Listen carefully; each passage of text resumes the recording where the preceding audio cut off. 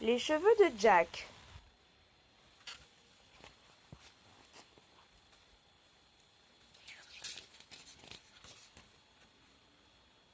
Les cheveux de Jack.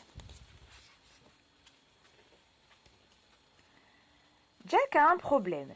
Il n'aime pas ses cheveux. Chaque matin, il essaie de les aplatir. Mais rien à faire.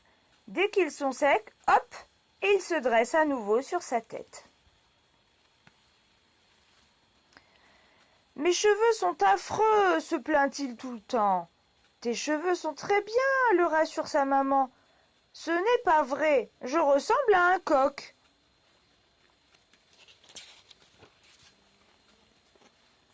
À l'école, la maîtresse de Jack parle des gènes. Elle explique à ses élèves que chaque enfant hérite d'une partie des gènes de sa maman et d'une partie des gènes de son papa.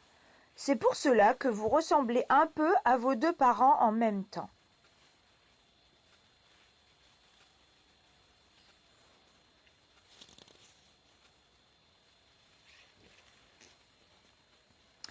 La maîtresse a dit que chaque enfant hérite du physique de ses parents.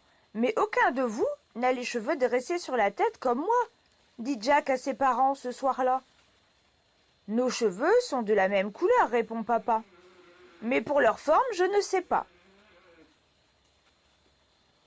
Après manger, le papa de Jack lui montre une astuce pour aplatir ses cheveux.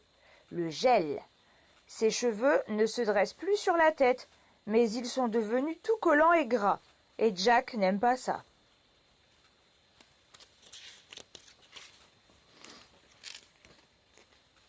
Le lendemain, Jack va chez le coiffeur et lui explique son problème. Tu as de très beaux cheveux, Jack. Mais si tu veux les aplatir, il suffit d'un peu de laque. Aussitôt dit, aussitôt fait. Les cheveux de Jack ne se dressent plus sur la tête. Mais l'odeur de la laque, quelle horreur! Jack n'aime pas ça.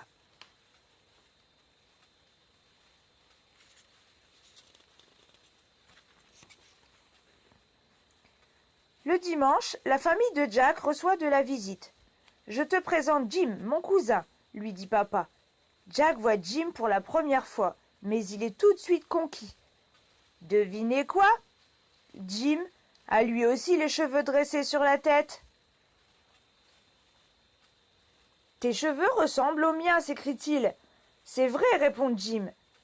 Et quand j'avais ton âge, je trouvais que je ressemblais à un coq. Jack rit. Exactement comme moi.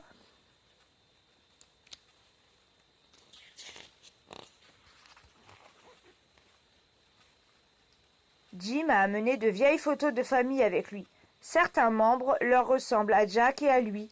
C'est toi, Jim, là, sur la photo? S'interroge Jack. Oh non, c'est ton arrière-grand-père, quand il était jeune, répond Jim. Lui aussi avait des cheveux qui se dressaient sur la tête, remarque Jack. Tout le monde rit. C'est de là que viennent nos cheveux. Cette particularité est inscrite dans nos gènes. Peut-être que tes enfants ou tes petits-enfants en hériteront, dit Jim.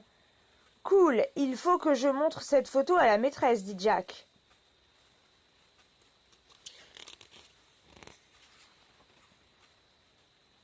J'ai une idée, dit soudain Jim. Et si nous fabriquions un arbre généalogique avec toutes ces photos? Super, répond Jack avec joie. Et Jim et Jack passent le reste de l'après-midi à coller les photos de leurs ancêtres sur un cadre généalogique, sur un arbre généalogique, pardon.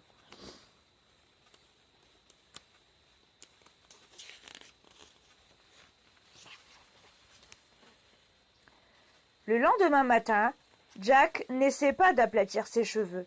Il emmène son arbre à l'école. Quelle belle photo de famille, lui dit sa maîtresse.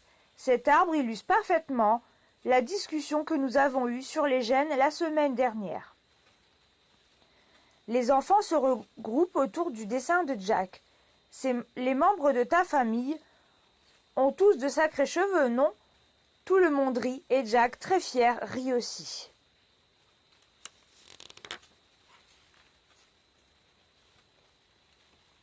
Et c'est la fin.